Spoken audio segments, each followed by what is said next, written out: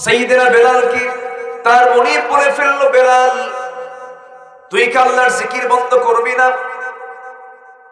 জিকির আমি তোর বন্ধ করব এখনই। বাবলা গাছের কাঁটা নিয়ে আসলো, বাম হাত মুখের মধ্যে ঢুকায়া দিয়া বাবলা গাছের কাঁটা তার জিহ্বার মধ্যে ঢুকায়া দিয়েছে। ফিনকি দিয়া রক্ত বের হয়ে গেছে। বেলালের মুখ বন্ধ হলো, জিহ্বা বন্ধ হলো, কিন্তু হাতটা আস্তে করে উঁচু করে বলছে, ওরে উমাইয়া, তুমি আমার জিহ্বা বন্ধ করলে কি হবে? আমি আমার আল্লাহর নামটা আমার দিলের মধ্যে অঙ্কন করে নিয়েছি।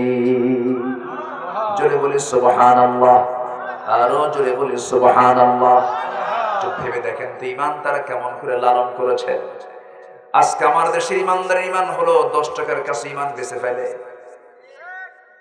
আছে না নাই? 10 টাকা ঈমান বিক্রি হয়ে যায়।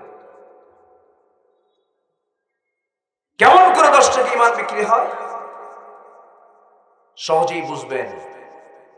সামান্য টাকার কাছে ঈমানটা বিক্রি করে ফেলে। একজন বেনামাজি আপনার সাক্ষী নিতে চায়, অন্যায় জায়গায় একটা সাক্ষী দিতে হবে, টাকা পাইছেন সাক্ষী দিয়ে দিবেন। ঈমান আছে? আসতে বলবেন ঈমান আছে? যাদের মিথ্যা সাক্ষীর কারণে একজন নিরপরাধ মানুষ যদি কারাগারে অন্তরীণ থাকে, সেই লোকের দ্বারা তার স্ত্রীর হক আদায় হলো না, তার পরিবারের হক আদায় হলো না, কিয়ামতের দিন আল্লাহর সামনে তার জবাব দিতে হবে, ঠিক কি না? মিথ্যা সাক্ষী দিচ্ছ, তোমার ঈমান তুমি ধ্বংস করে ফেলছো।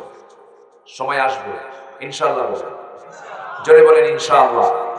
আসবে না সময়? আসবে না? আসতে বলবেন না, আসবে না সময়? আসবে। আজকে যাদের সর্বনাশ, তাদের আগামীতে পৌষ মাস। আজকে যাদের পৌষ মাস, সামনে হবে তাদের সর্বনাশ, ঠিক কি না? এইভাবে পৃথিবীতে ফেরাউন এসেছিল, হামান এসেছিল, নমরুদ এসেছিল, সাদ্দাদ এসেছিল, কেউ টিকতে পারে না। বাতিল জালিম টিকতে পারবে না। আল্লাহ কবুল করুন, আল্লাহ কবুল করুন। সম্মানিত ভাইরা, বেলাল বিন রাবাহ মরা লাশের মতো পড়ে থাকলেন। ঈমান ছাড়ছেন? আসতে বলুন, ঈমান ছাড়ছেন? ঈমান ছাড়েন না। কিন্তু আমার নবীর কানে রিপোর্ট চলে গেল। নবীজি শুনতে পেলেন। নবীজি শুনতে পেয়ে বললেন, সাহাবীরা কে আছো, আমার বেলালকে মুক্ত করে আনবে। বেলাল লোকটা দেখতে কালো না ধলা? শুধু কালো না ঘন কালো? তার মতো ঘন কালোওয়ালা মানুষ এখানে কেউ নাই। এত ঘন কালো একজন মানুষ, দেখতেও সুন্দর বাহ্যিক ভাবে, ঠোঁটটা মোটা, চোখটা ছোট ছোট, কপালটা বড় ছিল, চুলগুলো খাড়া খাড়া ছিল। একজন নিকশ কালো একজন মানুষ, কিন্তু আমার নবীজি তাকে কি পরিমাণ মহব্বত করলেন, কি পরিমাণ তাকে কাছে টেনে নিলেন। রাসূল অস্থির হয়ে যাচ্ছেন, বলছেন, সে আমার আবু বকর, আল্লাহ তোমাকে প্রচুর সম্পদ দান করেছেন, আমার বেলালকে মুক্ত করে আনো, দাস মুক্ত করে আনো। ফাক্কু রাকাবাতিন আও ইতআমুন ফি ইয়াউমিন যী মাসগাবা। জোরে বলি আল্লাহু আকবার। তোমরা যদি সৌভাগ্যবান হতে চাও, দাসদের পক্ষে কথা বলো, মাজলুমদের পক্ষে কথা বলো। আয়াতগুলো মক্কায় নাযিল হয়েছে। আমার নবী যেমন কথা বলার সঙ্গে সঙ্গে সাইয়েদনা আবু বকর করলেন কি, ব্যাগ ভর্তি স্বর্ণের মুদ্রাগুলো হাতের মধ্যে নিলেন। স্বর্ণ মুদ্রাগুলো হাতের মধ্যে নিয়া সেই বেলালকে মুক্ত করার জন্য আবু বকর সিদ্দিক রাদিয়াল্লাহু তাআলা তার মনি উমাইয়ার সামনে গিয়া বললেন, উমাইয়া, তোর কত টাকার প্রয়োজন? দাস মুক্ত করলে আল্লাহ পাক সৌভাগ্যবান ঘোষণা করেছেন, যত টাকা লাগে দেব, বেলালকে মুক্ত করে নবীর সামনে হাজির করে দেব। যখন বলা হলো, সঙ্গে সঙ্গে উমাইয়া এতগুলো স্বর্ণ মুদ্রা দেখে মনে মনে চিন্তা করছে, আবু বকর কি পাগল হয়ে গেছে নাকি, বোকা মানুষ এমন হয় নাকি, এক বেলালকে মুক্ত করলে কি হবে? কিন্তু উমাইয়ার কাছে বেলালের কোনো মূল্য নাই, আল্লাহর কাছে বেলালের মূল্য এত বেশি, আমার নবীর কাছে বেলালের মূল্য এত বেশি। রাসূল বলেছেন, মাঝে মাঝে বলতেন, বেলালের রক্ত দিয়া জমিন আল্লাহর দ্বীন কায়েম হয়েছে। জোরে বলি সুবহানাল্লাহ। আমার বন্ধুগণ, অসহায়ের পাশে সাহাবীরা দাঁড়িয়েছেন। ওই মক্কার মুহাজিররা আবার যখন মদিনায় চলে গেছেন, মদিনায় যাওয়ার সঙ্গে সঙ্গে কারো কোনো টাকা পয়সা ছিল না, ঘর বাড়ি ছিল না। হিজরত করে মক্কার মানুষরা মদিনায় যখন চলে গেছেন, কোটি কোটি টাকার মালিক, মদিনায় গিয়ে তারা ফকির হয়ে গেছেন, সব কিছু রেখে চলে আসছেন। মক্কার ব্যবসায়ী এই জামান জলিল ভাই, সব ভাইয়েরা তারা মক্কায় ব্যবসা করেন, রিয়াদে ব্যবসা করেন। তৎকালীন দুনিয়ার সিটি হলো মক্কা। সেই মক্কার বড় বড় এক্সপোর্ট ইম্পোর্টের বিজনেস করেছেন আবু আব্দুর রহমান ইবনে আওফ রাদিয়াল্লাহু তাআলা আনহু। এত বড় একজন ব্যবসায়ী, সেই ব্যবসায়ী যখন ইসলাম কবুল করেছেন, হিজরতের জন্য যখন ডাক এসেছে, সমস্ত ব্যবসা ছেড়ে, বউ বাচ্চা ছেড়ে, সন্তান ছেড়ে, সব কিছু ছেড়ে নবীর পানে, আল্লাহর পানে তারা মদিনায় পাড়ি জমিয়েছেন। আমার নবীজি কয়েকদিন পর হঠাৎ করে নবীর নজরে চলে আসলো। সেই ধনী সাহাবী আব্দুর রহমান ইবনে আওফের দিকে তাকায়া রাসূল কেঁদে ফেললেন, বলছেন, ও আমার সাহাবীরা, দেখো আমার আব্দুর রহমানকে দেখো। আমার আব্দুর রহমান মক্কার মাটিতে তার কি পরিমাণ সম্পদ ছিল, আজকে মদিনায় হিজরত করে আসার কারণে সব তার মাইনাস হয়ে গেছে। আব্দুর রহমান, তোমার কি মন খারাপ হয় নাকি? মুস্কি মুস্কি হাসি মেরে বলছেন, ইয়া রাসূলুল্লাহ, দুনিয়া তো বিক্রি করে দিয়েছি জান্নাতের বিনিময়ে। একটু আস্তে বলি সুবহানাল্লাহ। আর আমরা জান্নাত বিক্রি করছি দুনিয়ার বিনিময়ে। কষ্ট হচ্ছে আপনাদের? আমরা কি জান্নাত বিক্রি করব না দুনিয়া বিক্রি করে দেব? দুনিয়া বিক্রি হয়ে যাবে। দুনিয়া তোমার অস্থায়ী সফর। এই দুনিয়া ছেড়ে যে কোনো মুহূর্তে আমি চলে যাব। আমার আপনজন বলতে কেউ নাই। আজকে বাড়িতে গিয়ে একটু কিছুক্ষণ ভাববেন, বাড়িতে গিয়ে যখন বিছানায় যখন পিঠ রাখবেন, আমার কথা একটু মনে করে হুজুর এই কথাটা বলে দিয়েছেন। ঘুমের আগে আপনি 10টা মিনিট একটু নিজেকে নিয়ে ভাববেন, চোখটা বন্ধ করবেন, দোয়া পড়ে যখন ঘুমাতে যাবেন মনে মনে চিন্তা করবেন, এই যে চোখ বন্ধ করলাম, যদি চোখ আর না খুলি, আমার বন্ধুকে, আমার আপনকে, তখন আপনার জবাব আপনি নিতে পারবেন। আপনি নিজেই প্রস্তুত করে নেবেন জবাবগুলো। বউ আমার আপন না, ছেলে আমার আপন না, মেয়ে আমার আপন না, শ্বশুর আমার আপন না, বাবা আমার আপন না, মা আমার আপন না, বন্ধু আমার আপন নয়। এই পৃথিবীতে যা কিছু সব ধোঁকা, সব ধোঁকা। আমার আপনার জীবনের একমাত্র চরম পরম বন্ধু হতেছেন আমার আল্লাহ। ঠিক কি না? আমার সবচেয়ে চরম বন্ধু কে? আল্লাহ। সম্পদ রেখে গেলাম, কম বয়সী স্ত্রী, 2 বছরের বাচ্চা রেখে গেলাম, ছোট্ট বাচ্চা এতিম হয়ে গেল, আমার মৃত্যু হয়ে গেল। দেখবেন আপনার শ্বশুর বাড়ির লোকজন আপনার বউটাকে নিয়ে চলে যাবে বাড়িতে, নিয়ে গিয়ে 4 মাস 5 মাস পর বলবে, মা তোমার বয়স এখনো আছে, কম বয়স, বিয়েটা দিয়ে দেব। বিয়েও হয়ে যাবে তার। সন্তানটা এতিম হয়ে থাকলো, আপনার বউয়ের বিয়ে হয়ে গেল। বিয়ে হয়ে যাওয়ার পর নতুন স্বামী পাওয়ার পর সেই বউয়ের মুখ থেকে বের হবে, সেই বউটা বলবে তার আব্বা আম্মাকে ফোন দিয়ে তোমার ডেকে বলবে, আব্বা তোমরা যে সিদ্ধান্ত নিয়েছো এটাই ভালো হয়েছে, কারণ আমার আগের স্বামীর চাইতে এই স্বামীটা আমার দারুণ ভালো। এটাই দুনিয়ার বাস্তবতা। কেউ আমার আপন না। আপনজন বলতে কাউকে যদি আমরা ভেবে নেই, আমার আপনার সবার আগে ভাবতে হবে আমার আপনজন বলতে একমাত্র কেবলমাত্র কে? এখন প্রশ্ন আসতে পারে, সে আপনজনকে কাছে পাওয়ার উপায় কি? তিনি আমাদের কি কাছে আছেন না নাই? আসতে বলে কাছে আছেন না নাই? কিন্তু তিনি কত কাছে আছেন। একটা আয়াতে এসেছে, নাহনু আকরাবু ইলাইহি মিন হাবলিল ওয়ারিদ, স্কন্দ শিরার চেয়েও নিকটে আল্লাহ থেকে যান। কিন্তু আল্লাহ সরাসরি থাকেন না, তার আল্লাহর এলেমটা থেকে যায়। কিন্তু আমার আল্লাহ তাআলা নির্দিষ্ট একটা জায়গায় আছেন। তিনি কোথায় আছেন বলেন? তিনি কোথায় আছেন? আরশ আজিমে আছেন। এই আরশ আজিম এই সেই দূরে নয়, বিশাল দূর, বিশাল দূরত্ব। দুনিয়ার কোন যানবাহন দিয়ে আমরা সে আরশ আজিমটা খুঁজে পাবো না। সে আরশ আজিমের মেহমান হওয়ার জন্য এই পৃথিবীতে একজন জীবন্ত অবস্থায় মেহমান হয়েছে, আরশ আজিম পর্যন্ত গেছেন। তিনি কে বলেন? মুহাম্মদ সাল্লাল্লাহু আলাইহি ওয়াসাল্লাম। আমিও যেতে পারবো, আপনিও যেতে পারবেন, কারণ যেতে তো হবেই। কারণ জান্নাত রেখে দিয়েছেন। জান্নাত তো দুনিয়ার কোনো জায়গায় হবে না। জান্নাত ডানেও নাই, জান্নাত বামেও নাই, জান্নাত পিছনেও নাই, জান্নাত সামনেও নাই। জান্নাত সেই জায়গায়, যে জায়গায় আমার আল্লাহ তাআলার আরশ আজিম। জোরে কোন সুবহানাল্লাহ। আরশ আজিম কোথায় বলেন? কত উপরে? 2 মাইল, 3 মাইল, 4 মাইল?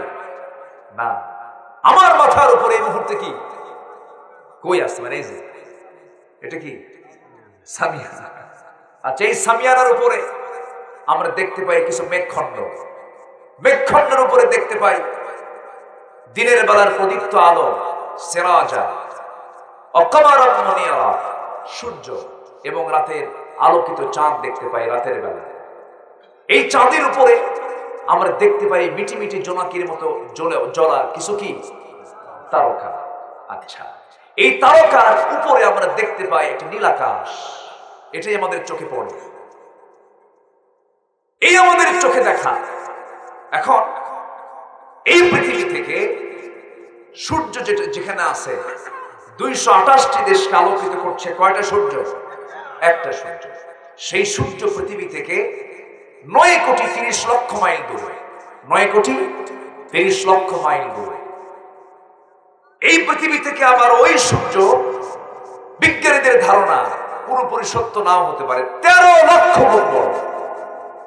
সুবহানাল্লাহ বলবেন না? আচ্ছা, ওই সূর্য থেকে আবার কিছু তারকা আছে। সেই তারকা বেটেল জুইস নামে একটা তারকা আছে। সেই বেটেল জুইস তারকাটা সূর্যের চাইতে 33 কোটি গুণ বড়। মনে হয় ছোট হয়ে গেছে। একটু জোরে বলবেন না সুবহানাল্লাহ? আর একটু জোরে বলেন সুবহানাল্লাহ। ছোটবেলায় কবির ভাই মনে মনে চিন্তা করতাম যে আল্লাহ তাআলা সর্বনিম্ন জান্নাত দিবেন, যে জান্নাত হবে 10টা পৃথিবীর মতো একটা জান্নাত। এটা কি, আপনি কোন জায়গা? আমার ব্রেনে খেলতে। কিন্তু যখন এই মহাকাশের কিছু কিছু তথ্য একটু জানার চেষ্টা করলাম, তখন ভাবলাম না, জায়গা অনেক পড়ে আছে। সুবহানাল্লাহ বলবেন না? সূর্যের চাইতে বেটেল জুইস 33 কোটি গুণ বড়। কল্পনাই করা যায় না। আচ্ছা, গেল এই বেটেল জুইসের মতো সুপারনোভা, প্রক্সিমা সেন্টারাই, আড্রা, এই সমস্ত কোটি কোটি তারকা গুলো আবার একটা গ্যালাক্সির মধ্যে ঢুকিয়ে দিয়েছেন। আবার এক একটা গ্যালাক্সি নয়, কোটি কোটি গ্যালাক্সি মিলে আল্লাহ তাআলা মহাশূন্যে ঝুলায় রেখেছেন। জোরে বলি সুবহানাল্লাহ। চাঁদের দেশে মানুষ গেছে কি যায় নাই? গিয়েছে। চাঁদের দেশে মানুষ সফর করেছে। কিন্তু মানুষ যদি আবার চিন্তা করে বলে যে আমরা একটা তারকার দেশে যাব, এই পৃথিবী থেকে সবচেয়ে নিকটবর্তী তারকার দেশ হলো প্রক্সিমা সেন্টারাই। প্রক্সিমা সেন্টারাই যদি কেউ যেতে চায়, এই দুনিয়ার কোন মানুষ যদি প্রক্সিমা সেন্টারাই নামক যদি সেই তারকার দেশে যদি যেতে চান, বর্তমান দুনিয়ার সবচেয়ে দামি দ্রুতগামী যানবাহন হলো অ্যাপোলো 11। অ্যাপোলো 11-এ চড়ে যদি কেউ যেতে চায়, যার ঘন্টার গতি হলো 39,000 কিলোমিটার। 39,000 কিলোমিটার। এই গতিবেগে যদি কেউ এই যানবাহনে চড়ে, অ্যাপোলো 11-এ চড়ে যদি ওই তারকার দেশ প্রক্সিমা সেন্টারে যদি যেতে চায়, সময় লেগে যাবে 1,15,000 বছর মাত্র। যাবেন কারা কারা? হাত তোলেন। জান্নাত পাবেন কেমন? কম জান্নাত কি এই তারকার দেশে না আরো দূরে? আসতে কয় শুধু দূরে না, অনেক দূরে, অনেক দূরে। তাহলে বন্ধু বানাতে হবে কাকে? আসতে বলবেন না, কাকে? ওই তারকার দেশে যেতে যদি 1,15,000 বছর লাগে, আমার হায়াত হলো 60 বছর, 70 বছর, 100 বছর লেগে যাচ্ছে। 1,15,000 বছর কল্পনাই করা যায় না। আমার বন্ধুগণ, এতক্ষণ বললাম মহাশূন্যের কথা, এরপরে হলো মহাকাশ। এই আকাশের উপর আরেকটা মহাশূন্য আছে, এরপর আরেকটা আকাশ আছে, এরপরে মহাশূন্য আছে, এরপর আরেকটা আকাশ আছে, এরপরে মহাশূন্য আছে, এরপরে আরেকটা আকাশ আছে। আবার আরেকটা বিষয়, সেটা হলো দ্বিতীয় আকাশটা প্রথম আকাশের তুলনায় কেমন বড়। মরু সাহারার মধ্যে যদি কেউ চলতে নিয়ে তার হাত থেকে আঙ্গুল থেকে যদি আংটি ফেলে দেয়, আংটির তুলনায় সাহারা যত বড়, সাহারার তুলনায় আংটি যেমন ছোট, দ্বিতীয় আকাশের তুলনায় প্রথম আকাশ তেমনই ছোট। জোরে কোন সুবহানাল্লাহ, আল্লাহু আকবার, আরো জোরে আল্লাহু আকবার। এরকম করে ষষ্ঠ আকাশ ইনদা সিদরাতিল মুনতাহা, সীমান্ত এরিয়া, ওই এরিয়ার ওই ভিতরে আর কেউ যেতে পারবে না। আল্লাহর এরিয়া আর শাজিমের এরিয়া শুরু হয়ে যাবে ইনদা সিদরাতিল মুনতাহা। জিবরিল আমিন আলাইহিস সালাতু ওয়াস সালাম সেই জায়গায় গিয়ে রাসূলকে বলেছিলেন, ইয়া রাসূলুল্লাহ, আমি আর যেতে পারবো না, আমার সফর শেষ, আর একটু গেলে পরে আমার সব কিছু জ্বলে ছারখার হয়ে যাবে। আপনার জন্য আরো একটা স্পেশাল ফ্লাইট আসছে, আপনি চড়বেন আর শাজিমের মেহমান হয়ে যাবেন। জোরে কোন সুবহানাল্লাহ। সাতটা আসমান পেরিয়ে এরপরে আর শাজিম, আল্লাহ তাআলা বলেছেন, বান্দা তোকে আমি যদি জান্নাত দেই তাহলে আমার প্রতিবেশী আমি তোকে বানায় দেব। জোরে কোন সুবহানাল্লাহ। আমরা জান্নাত পেলে কার প্রতিবেশী হব? জান্নাতের মধ্যে সবচেয়ে বড় নিয়ামত বান্দা পাবে হলো আল্লাহর সাক্ষাৎ। কেউ তো সুবহানাল্লাহ বলেন না ভাই। কার সাক্ষাৎ? সবাইকে সাক্ষাৎ করতে রাজি আছেন? বন্ধুকে আল্লাহর সাক্ষাৎ পাবো কোথায়? বলেন, পাবো কোথায়? জান্নাত। সেই জান্নাতে যদি সাক্ষাৎ পেতে চাই, আল্লাহ বলছেন আমি তোমার সঙ্গে সাক্ষাৎ করব। ফামান কানা ইয়ারজু লিকা রাব্বিহি ফালইআমাল আমালান সালিহান ওয়া লা ইউশরিক বিইবাদাতি রাব্বিহি আহাদা। জোরে বলুন আল্লাহু আকবার। আমার সঙ্গে সাক্ষাৎ যদি করতে চাও, আমি জান্নাতে তোমার সঙ্গে সাক্ষাৎ করব, জান্নাতে আমি তোমাকে ঢুকায় দেব, তোমার সঙ্গে কথা বলবো। তবে শর্ত হলো নেক আমল করে আসো, শিরিক মুক্ত হয়ে আসো। সারা জীবন ওযু ভঙ্গের কারণ আমরা জেনেছি, ওযুর ফরজ আমরা জেনেছি, ফরজ গোসলের বিষয়গুলো আমরা জানতে পেরেছি, কিন্তু ঈমান ভঙ্গের কারণগুলো আমরা জানি নাই। ঈমান ভঙ্গের কারণও আছে না নাই? আসতে বলবেন না, আছে না নাই? ঈমান ভঙ্গের এক নাম্বার কারণ হলো যে বান্দা শিরিক করবে তার ঈমান ভঙ্গ হয়ে যাবে। তার ঈমান কি হবে? ভঙ্গ হয়ে যাবে। শিরিক করা যাবে না। শিরিকের ফলাফল হলো জাহান্নাম। মুশরিক কোন জাতের নাম নয়, মুশরিক কোন গোত্রের নাম নয়। মুসলিম নাম ধরে মুশরিক আছে না নাই? অনেক মুসলমান মুশরিক হয়ে আছে। সবচেয়ে বড় মুশরিক তো সেই যে আল্লাহর আইনকে না মেনে দুনিয়ার আইনকে বিশ্বাস করে। এরকম মুশরিক আমাদের দেশে ঘরে ঘরে আছে না নাই? সম্মানিত ভাইরা, আমার কথার মধ্যে একটু রসকস কম, বিরক্তি লাগতেছে নাকি আপনাদের জানি না। কষ্ট পাচ্ছেন নাকি?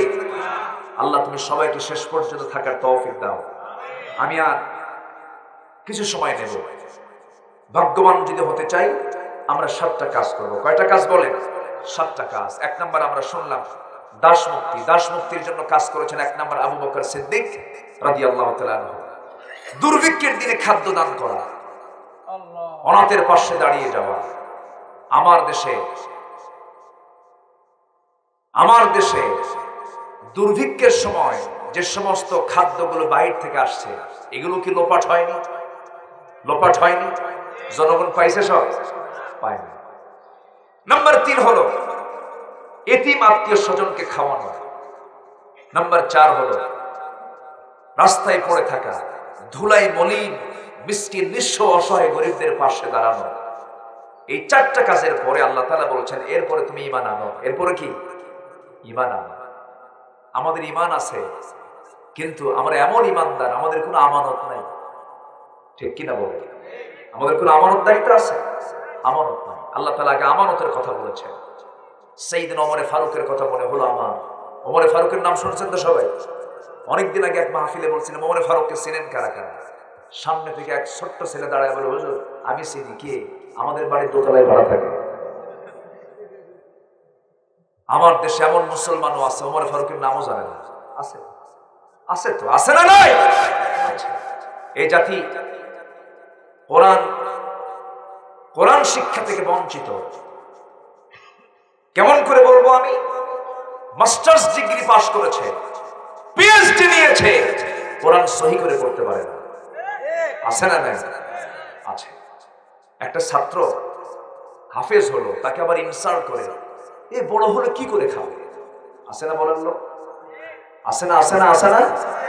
একটা ছেলে, সবাই জানেন, তাকরিম নামে একটা ছেলে, সালেহ আহমদ তাকরিম, ছোট্ট একটা ছেলে, গোটা পৃথিবীর হাফেজদেরকে হারায়া বিজয়ের পতাকা নিয়ে আসলো কোরআন তেলাওয়াত করে দুবাই, সৌদি আরব থেকে।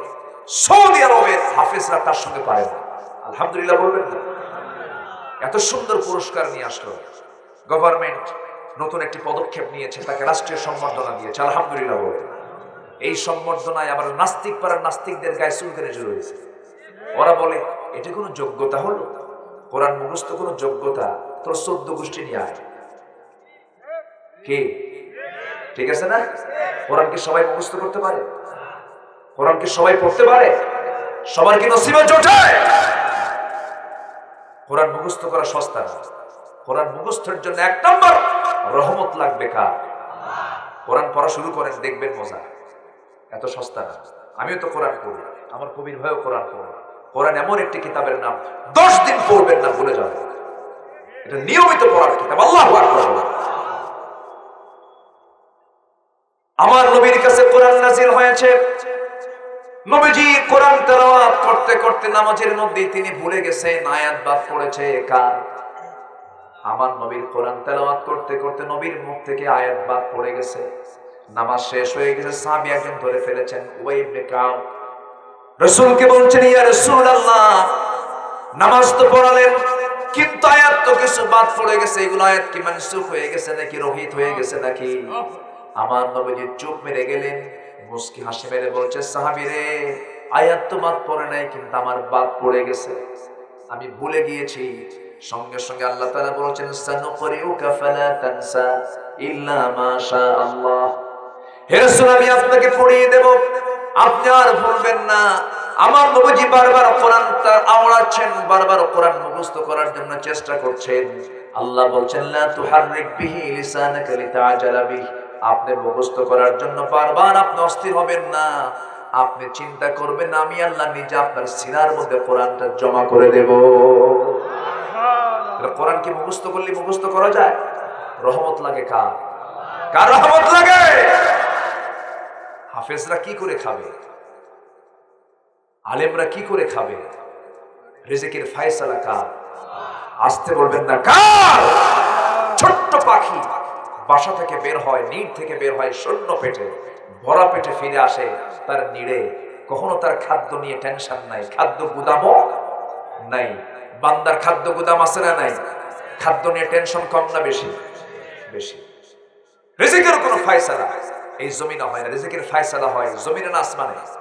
আসমানে। রিজিক মানে শুধু টাকা পয়সা নয়।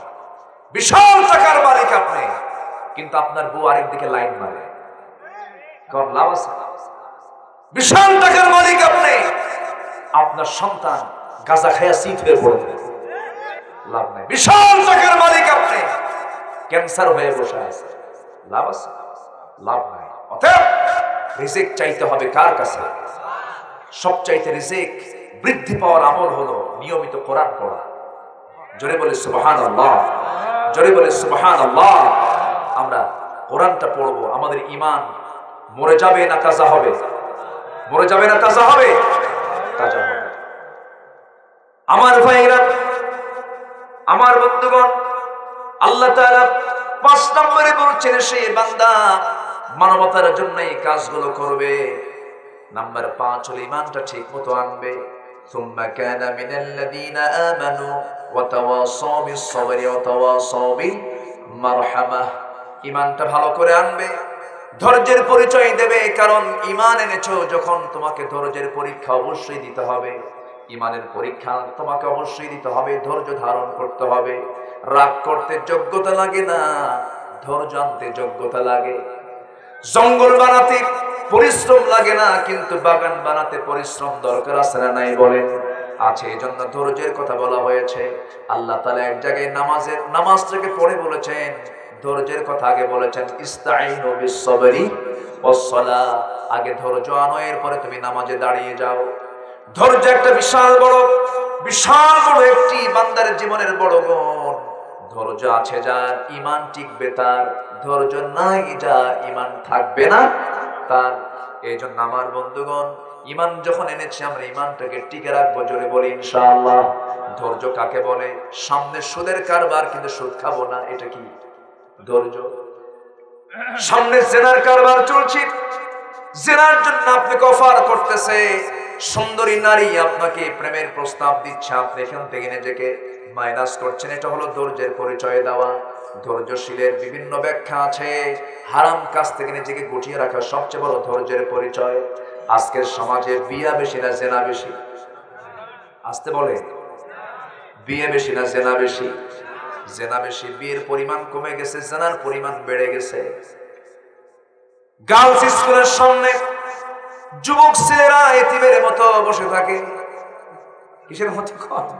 মনে হয় বাপও নাই, মাও নাই, ফকিন্নির মতো। দেখছেন বগুড়ার ভাষা কত সুন্দর, টোকায় টোকায়। দেখছেন ওয়াজ কি শুধু আমি পারি না? টোকায়ের মতো বসে থাকে, ফকিন্নির মতো বসে থাকে।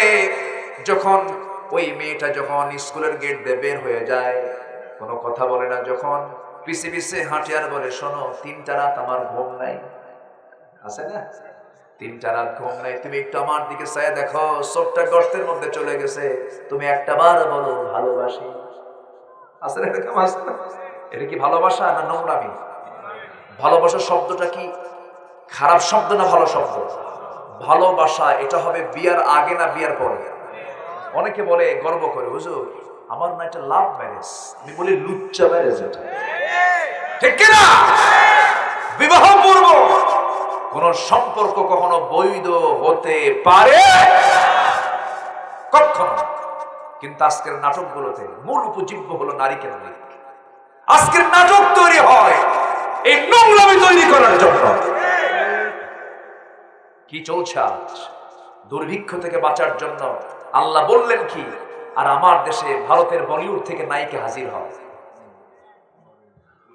নায়িকা হাজির হয়েছে ঢাকায়, টিকিট কাটা শুরু হয়েছে। বাঙালি মুসলমান কিছু টিকিট কেটেছেন 20,000 টাকা প্রতি টিকিট। টিকিট কাটছে নাচ দেখবে, নাচে নাই, ঠিক আছে না? কবির ভাই আপনার কাছে নিউজ টিউজ গেছে তো? হ্যালো দিয়ে একটু জানাই দিবেন। হ্যাঁ, আচ্ছা। এই নোংরা এসেছে ঢাকায়, তো তার শো হবে, সে মঞ্চস্থ হয়েছে, সবাই তার দেখবে নাচ। শুধু সে আনাকু আর জানাকু, খালি গেছে আর আসছে, নাচে নাই। সব বের হয়ে চলে এসে আফসোস করতেছে, টাকাটাই ব্যয়। তুমি কার নাচা দেখতে গেছো? কোন মহিলার নাচ তুমি দেখতে গেছো? তোমার কি নিজের বোন নাই? তোমার কি নিজের মা নাই? তোমার কি নিজের স্ত্রী নাই? মানুষ আজকে কত নিচু হয়েছে আজ। এক সাহাবী নবীর সামনে দাঁড়িয়ে বলছেন, হুজুর সব ছাড়বো, জেনা ছাড়বো। নতুন ইসলাম কবুল করছে তো। রাসূল বলেন, সাহাবী জেনা করবা? ছাড়বো। আমার নবীজি বলে ফেললেন, সাহাবীরে জেনা তো করবে তুমি, ভালো কথা, আমি তোমাকে 3টা প্রশ্ন করব। হুজুর বলুন, তোমার মার সঙ্গে যদি কেউ জেনা করতে আসে তুমি কি সহ্য করবা নাকি? সঙ্গে সঙ্গে সাহাবী খেপে গিয়ে বলছেন, ইয়া রাসূলুল্লাহ, আমার মার সঙ্গে কেউ জেনা করতে আসলে আমি তাকে জবাই করব। তোমার মেয়ের সঙ্গে যদি কেউ জেনা করতে আসে হুজুর, আমি সহ্য করতে পারবো না। তোমার স্ত্রীর সঙ্গে জেনা করতে যদি কেউ আসে হুজুর, এটা বরদাস্ত হবে না। রাসূল বলেন, সাহাবী রে, তুমি যার সঙ্গে জেনা করতে যাবে সে তো কারো না কারো মেয়ে, কারো না কারো মা, কারো না কারো বোন। কি করবে বলো? সাহাবীর চোখের কোনা বেয়ে বেয়ে টপ টপ করে পানি পড়ছে আর বলছে, হুজুর আল্লাহর কসম করে বললাম, আজকের থেকে সকল জেনার কাজ বন্ধ করে দিলাম।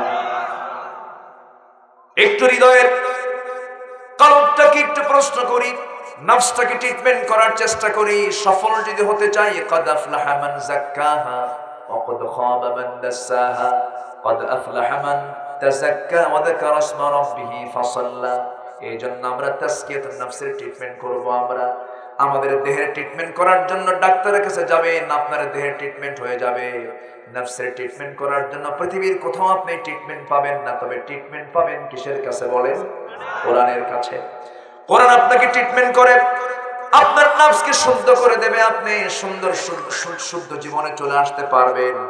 এই জন্য নফসকে সুন্দর করার জন্য ধৈর্য একটা বিশাল বড় একটা মাধ্যম। আমরা ধৈর্যশীল হব, জোরে বলি ইনশাআল্লাহ, আরো জোরে বলি ইনশাআল্লাহ। আমার ভাইয়েরা, বাড়িতে সবার মা বোন আছে। আজকের সমাজে সবচেয়ে বড় একটা মহামারী রূপ নিয়েছে, আমার ভাইয়ের গানের মধ্যে দিয়ে ফুটে উঠেছে, সেটা হলো পরকীয়া। কি বলেন? পরকীয়ার পরিমাণটা কমছে না বাড়ছে? বেড়েছে। এই পরকীয়া থেকে বাঁচার জন্য একজন স্ত্রীর কিছু দায়িত্ব আছে না নাই? আবার স্ত্রীর জন্য স্বামীর কিছু দায়িত্ব আছে না নাই? আমার ভাইয়ের একটু কান লাগিয়ে শুনবেন। এক নম্বর, আমার মা, আপনার স্বামীকে যদি আপনি পরকীয়া থেকে বাঁচাতে চান, আপনি 5টা কাজ করবেন। নাম্বার 1 হলো, অনেক মাসকের মাহফিল এসেছেন, বিষয়গুলো কি খেয়াল রাখবেন। আপনার যে সৌন্দর্য আল্লাহ তাআলা দিয়েছেন, মাথা থেকে পা পর্যন্ত একটা নারীকে আল্লাহ তাআলা কত সুন্দর করে বানিয়েছেন। এই নারীকে বানিয়েছেন কার জন্য? আস্তে কয়, পুরুষের জন্য। সেই পুরুষের মধ্যে স্পেশাল হবে একটা নারীর জন্য তার স্বামীটা হালাল হবে। কি হালাল হবে? স্বামীটা তার জন্য হালাল হবে। আল্লাহ তাআলা যৌন ক্ষুধাকে হারাম করে দেন নাই, যৌন কামনাকে হারাম করে দেন নাই। যৌন কামনা থেকে যাবে, তবে সেটা হতে হবে বৈধ না অবৈধ? বৈধ পন্থায় ইজাব কবুল হবে, কবুল করতে হবে। স্ত্রীর সঙ্গে স্বামীর সঙ্গে যে বৈধ সম্পর্ক ইসলাম জানিয়ে দিয়েছে, সেই বৈধ সম্পর্ক নিয়ে তাকে সম্পর্ক করতে হবে। এই সম্পর্ক হয়ে যাওয়ার পর, আমার মা, আপনার জন্য 5টা কাজ স্বামীর জন্য আপনাকে করতে হবে। 1 নাম্বার হলো, আপনার দেহের ফিটনেসটা আপনি ঠিক রাখবেন, আপনার সৌন্দর্য আপনি ঠিক রাখবেন। আপনার সৌন্দর্য বরাদ্দ করবেন আপনার স্বামীর জন্য। কিন্তু আজকের মহিলারা স্বামীর সামনে সাজে না, সাজে হলো মার্কেটে যেতে। আমি কি ভুল বলতেছি? মার্কেটে যেতে সাজে, ডেকোরেট হয়। স্বামীর সামনে নতুন কাপড় পরে না, নতুন শাড়ি পরে না, নতুন কাপড় চোপড় পরে না। মার্কেটে যেতে নতুন শাড়ি পরে, গায়ের ঘামে স্বামীর বউয়ের সামনে থাকতে পারে না। কিন্তু যখন মার্কেটে চলে যায়, এমন সেন্ট মারে, পরপুরুষের নাকি গিয়ে ধাক্কা খায়। করে দিবেন আল্লাহ তাআলা অবশ্যই আপনার প্রতি খাস রহমত নাজিল করবেন। স্বামীর চিরতরে পরকীয়া বন্ধ হয়ে যাবে।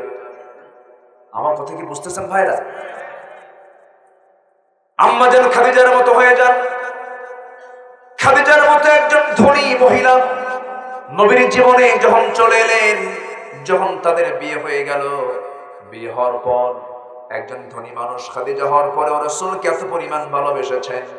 ভালোবাসার তীব্রতা এত বেশি ছিল যে খাদিজার জীবনের সমস্ত স্থাবর অস্থাবর সমস্ত সম্পত্তি তিনি স্বামীর হাতে তুলে দিয়েছিলেন। কি ভালোবাসা রাসূলকে তিনি উপহার দিয়েছেন। যখন বিয়েটা হয়, সমস্ত আরবের ধনীরা বলেছিল, খাদিজার মতো একজন ধনী মানুষ এরকম একজন গরিব মানুষকে সে স্বামী হিসেবে গ্রহণ করলো কেমনে? খাদিজা সবাইকে ডাক দিয়ে বলেছিলেন, আমার স্বামীর ব্যাপারে তোমরা কি ক্লেম দিচ্ছ? আমার স্বামীর ব্যাপারে আমি তোমাদেরকে 4টা প্রশ্ন করব। নাম্বার 1 প্রশ্ন হলো, আমার স্বামীর চেহারা কেমন? সবাই বলল, মক্কা নগরে নয়, আমাদের চোখে মুহাম্মদের মতো সুন্দর সুপুরুষ এমন কোন পুরুষ দ্বিতীয় আমরা দুনিয়াতে দেখি নাই। নাম্বার 2 হলো, আমার স্বামীর চরিত্র কেমন? ফার্স্ট ক্লাস চরিত্র, আমরা তাকে আল আমিন বলি, আর সাদেক বলি। নাম্বার 3, আমার স্বামীর বংশ কেমন? সঙ্গে সঙ্গে বলা হলো, এই আরবের মুখে শ্রেষ্ঠ বংশ হলো কুরাইশ বংশ। নাম্বার 4 হলো, আমার স্বামীর সম্পত্তি কেমন, তার অবস্থা কেমন? সঙ্গে সঙ্গে তারা গলা ঝেড়ে বলে ফেললে, এই জন্যই তো মানা করেছি।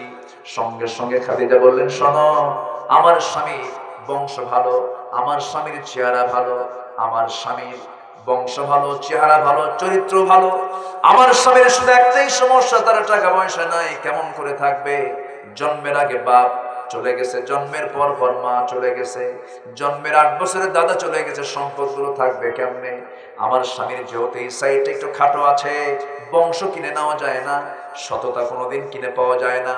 আমার স্বামীর যেহেতু টাকা পয়সার সমস্যা, তোমাদেরকে সাক্ষী রেখে বলে দিলাম, আমার জীবনের স্থাবর অস্থাবর সমস্ত সম্পত্তি এই মুহূর্তে আমি আমার স্বামীর হাতে তুলে দিলাম। জোরে বলি সুবহানাল্লাহ।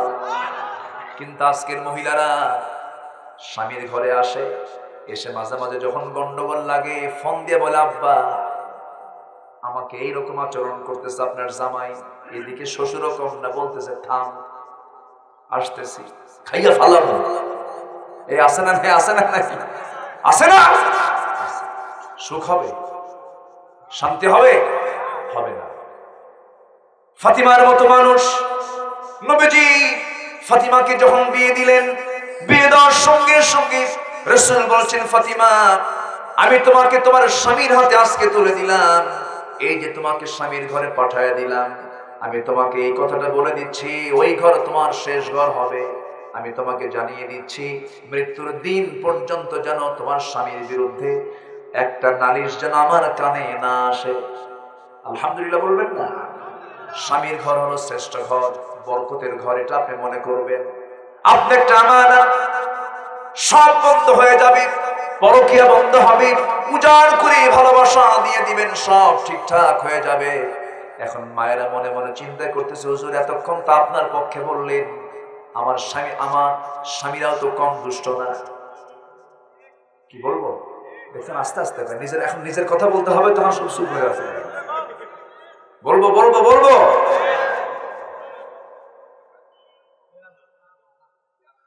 বউটা একটু কালো, বউ কালো হয় না? কালো কে করছেন? আজ থেকে কালো কে বানাইছেন? ধোলা কে করছেন? দোষ কার? দোষ আল্লাহ। ফয়সালা কার? আল্লাহ তাআলা। বউটা একটু কালো, কালো হওয়ার কারণে বিয়ের 3 দিন পর মনটা খারাপ, খারাপ মন নিয়ে বলে, ভাই রে কি বিয়ে করলাম, সুমনের বউ দেখতে এত সুন্দর, আমার কপালে কি আসে? দেখেন নজরের কাছে সুমনের বউ, সংসারে সুখ হবে? আজ থেকে মানে শান্তি হবে? হবে না। এই সামাজিক কথাগুলো বলার পিছনে কিছু হিকমত আছে। ইসলাম মেনে চলুন, শান্তি চলে আসবে। আল্লাহ তুমি সবাইকে বোঝার তৌফিক দাও। জোরে বলি আল্লাহুম্মা আমিন। পরিবারকে নামাজ দিয়ে সাজায় দিবেন, পরিবারের সন্তানদেরকে নামাজের তাকিদ দিবেন, ইকামতের দিন বুঝাবেন। প্রত্যেকটি পরিবারের সদস্যকে আল্লাহর জমিনে দিন কায়েমের সবক দিবেন। দেখবেন আপনার পরিবারটা জান্নাতের টুকরা হয়ে গেছে। আল্লাহ তুমি সবাইকে বোঝার তৌফিক দাও। আল্লাহুম্মা রব্বানা যালামনা আনফুসানা ওয়া ইল্লাম তাগফির লানা ওয়া তারহামনা লানাকুনান্না মিনাল খাসিরিন। আল্লাহ তাআলা গভীর রাত, নিঝুম রাত, হাজারো মুসলমান নরনারীকে নিয়ে তোমার কালামের সূরা বালাদ থেকে সৌভাগ্যবান কারা, দুর্ভাগ্যবান কারা, এই বিষয়ে শীর্ষক কিছু ভাঙ্গাচোরা কথা বলেছি। গুনার বোঝা মাথায় নিয়ে কাঙ্গাল ভিখারির মতো দুটো হাত পেতে আছি। আল্লাহ গুনার দিকে নজর দিও না, বান্দা মনে করে তামাম জীবনের সমস্ত গুনাহগুলোকে মাফ করে দাও। আমাদের মাঝ থেকে যাদের আব্বা আম্মা ইন্তেকাল করেছেন, মেহেরবানি করে দুনিয়ার খবর জানা যায়, দেখা যায়, শোনা যায়, কিন্তু কবরে যদি একটা বাসিন্দা হয়ে যায় কোনো বান্দা, দুনিয়ার কাছে কোনো খবর সেখান থেকে আসে না। আল্লাহ তাআলা সেই কবরবাসী আব্বা আম্মা যারা হয়েছেন, সেই আব্বা আম্মার জন্য দোয়া করি, মেহেরবানি করে আব্বা আম্মার কবরগুলোকে তুমি আল্লাহ জান্নাতের টুকরা বানায়া দাও। আব্বা আম্মার জন্য কি দোয়া তাও শিখিয়ে দিয়েছে তোমার কালামে। চোখটা বন্ধ করুন, আওয়াজ দিয়ে, গলা আওয়াজটা বাড়িয়ে দিয়ে সবাই আমার সঙ্গে ঠোঁট মিলিয়ে বলুন, রব্বিরহামহুমা কামা রব্বায়ানি সগীরা।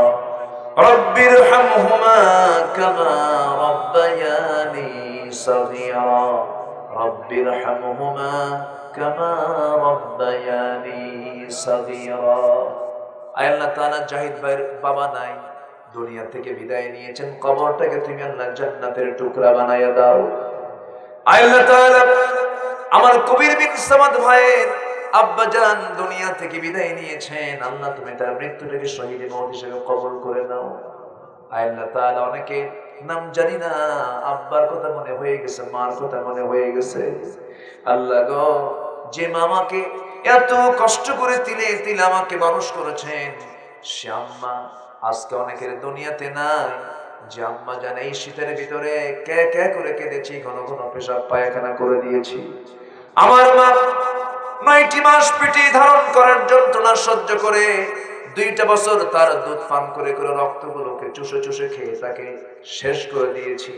সেই জনম দুঃখিনী মা যারা চলে গেল, জিন্দেগির গুনাহগুলো মাফ করে দাও, কবরগুলোকে জান্নাতের টুকরা বানাইয়া দাও।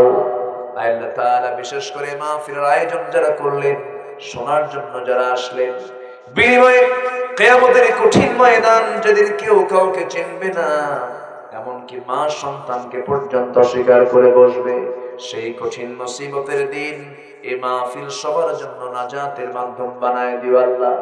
আমার ডানে, আমার বামে, আমার সামনে পিছনে যত ভাই, আড়ালে যত মা বোন হাত তুলেছেন, যার যা প্রার্থনা তুমি আল্লাহ দয়া করে মঞ্জুর করে নাও।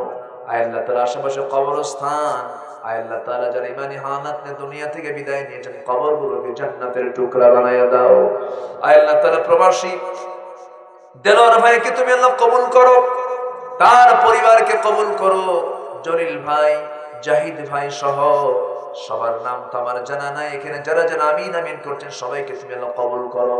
ভাইস চেয়ারম্যান মহোদয়কে কবুল করে নাও, সভাপতি মহোদয়কে কবুল করে নাও। এক কথায় আমার সঙ্গে যারা আমিন আমিন করছেন, যার যা চাওয়া তুমি আল্লাহ পাওয়া করে দিও। যা চাইলাম তাও দাও, যা চাইতে পারি নাই কিন্তু আমাদের প্রয়োজন তাও মিটিয়ে দাও। আল্লাহ তাআলা এই পৃথিবী থেকে একদিন চলে যাব রে, তোমার দরবারে হাজিরা দিতে হবে আমাকে, সবাইকে যেতে হবে। আল্লাহ এমন আমল নিয়ে তোমার সামনে হাজির হওয়ার তৌফিক দাও, যে আমলগুলো নিয়ে গেলে তুমি আল্লাহ খুশি হবে। মেহেরবানি করে ডান হাতে আমলনামাগুলো নিয়ে তোমার সামনে হাজির হওয়ার তৌফিকটা দিয়ে দিও। এই দুনিয়া ছেড়ে কোন দিন চলে যাব কেউ বলতে পারি না, তবে মরতে যখন হবে তোমার কাছে এক নাম্বার কামনা শহীদি মওতটা কবরে জুটাইয়া দিও। ও আল্লাহ, আমরা এই দুনিয়া ছেড়ে একদিন বিদায় নিয়ে নেব, মেহেরবানি করে ডান হাতে আমলনামা নিয়ে হাজির হওয়ার তৌফিকটা দিয়ে দিও। চোর গুন্ডা বদমাইশ মাস্তান প্রকাশ্যে ঘুরে বেড়ায়, কোরআনের পাখিরা কেমনে খাঁচার মধ্যে বন্দিতে থাকে, তোমার গায়েবী সাহায্য নাযিল করো, পাখিগুলোকে খাঁচা মুক্ত হয়ে মুক্ত আকাশে বাতাসে গান গাওয়ার তৌফিক তুমি আল্লাহ দিয়ে দাও। আল্লাহ তাআলা 60, 70, 80 বছরের জীবনের এই শর্ট সময় একদিন সব পাড়ি দিয়া মৃত্যুর দুয়ারে একদিন হাজির হব। আল্লাহ তাআলা আমার জন্য বাঁশ কাটা হবে, আমার জন্য বাজার থেকে কাফনের কাপড় কেনা হবে, আমার জন্য গোসলের জন্য সাবান কেনা হবে, আমার জন্য জানাজার প্রস্তুতি নেওয়া হবে, ঘর থেকে টান মেরে বের করে দেওয়া হবে, স্ত্রী ভয়ে কাছে আসবে না, সন্তানগুলো বেকার হয়ে যাবে, অস্থির হয়ে যাবে, কাঁদতে কাঁদতে গলাগুলো ভেঙে যাবে, কিন্তু নিথর দেহ পড়ে থাকবে। ওই ঘর থেকে টান মেরে বের করে ঘরের বারান্দা নয়, বাইরের উঠানের একটা কোণে নিয়ে আড়াল করে ঠান্ডার ভিতরে গোসলটা করাইয়া দেবে, মাথায় বাঁধন পায়ে বাঁধন দিয়ে দেবে। সকালে মরবো দুপুরে, দুপুরে মরবো সন্ধ্যায়, সন্ধ্যায় মরবো মাঝরাতের মধ্যে, সব বিদায় করে দেবে। আমার কাফনের কাপড় পরা শেষ হয়ে গেল, সবাই টান মেরে জানাজার প্রান্তর হাজির করবে, জানাজাও শেষ হয়ে গেল, সবাই সেই খাটনিতে চড়ায়া আমাকে টেনে হেঁচড়ে কবরের দিকে নিয়ে যাবে, কবরে শোয়া দেবে, বাঁশ চাপা দেবে, মাটি চাপা দেবে। আমার দেহ এত দুর্বল, বাঁশ পচার আগেই আমার দেহ পচে যাবে, গলে যাবে। এই মাথায় কত শ্যাম্পু দিলাম দামি দামি, এই দেহে কত সাবান লাগালাম দামি দামি, এই দেহের যত্ন করতে নিয়ে কত টাকা পয়সা খরচ করেছে, এই দেহের সৌন্দর্য নিয়ে কত কি করেছি আমরা। মরে যাব, 24 ঘন্টা যাবে না মাথার চুলগুলো খসে খসে পড়বে, 3 দিন যাবে না চামড়াগুলো গলে গলে পোকার পেটে যাবে। ও আল্লাহ, কবরবাসীর দিকে তাকালে মনে হয় তার চেয়ে বড় অসহায় আর কে আছে। ওই কবরে শোয়া দেবে, 3 দিন যাবে না চামড়াগুলো গলে গলে যাবে, 7 দিন চলে যাবে, কিম্ভূত কিমাকার চেহারা হয়ে যাবে, পেটের জমে থাকে নাড়ি ভুঁড়িগুলো সব চোখ মুখ কান নাক দিয়ে বের হয়ে কিম্ভূত কিমাকার চেহারা হয়ে যাবে, চেহারার বিকৃতি চলে আসবে। 3 মাস যখন হয়ে যাবে, কবর খুঁড়ে দেখা যাবে কয়েকটা হাড় ছাড়া আর কিচ্ছু নাই। এই তো আমার জীবন। দিন শেষে কেউ আমার আপন না, তুমি আল্লাহ আমার প্রকৃত আপন। তোমাকে বেশি করে ভালোবাসার তৌফিক দিয়ে দাও। তোমার পথে আমাদেরকে কবুল করে নাও। তোমার দিনকে বোঝার তৌফিক দিয়ে দাও। পরিবারকে জাহান্নাম থেকে মুক্ত রাখো। কু আনফুসাকুম ওয়াহলিকুম নারা, নিজেই বাঁচো, তোমার পরিবারকে বাঁচাও।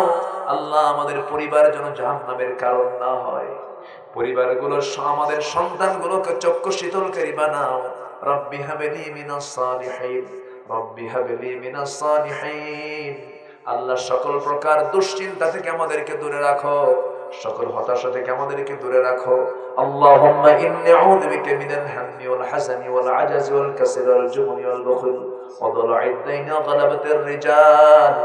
আল্লাহ তাআলা মওতের সময় যখন চলে আসবে আমাদের কাছাকাছি সময়, আমাদের জবানে জারি করে দিও লা ইলাহা ইল্লাল্লাহু মুহাম্মাদুর রাসূলুল্লাহ।